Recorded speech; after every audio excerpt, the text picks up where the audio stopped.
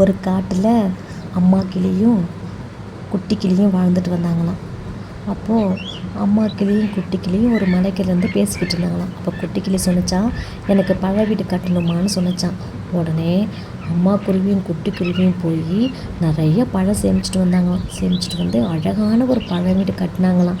பார்க்குறதுக்கே அவ்வளோ அழகாக இருந்துச்சான் அந்த பழ வீடு. அந்த பழ வீட்டில் அம்மா கிளியும் குட்டி கிளியும் சந்தோஷமாக இருந்தாங்களாம்.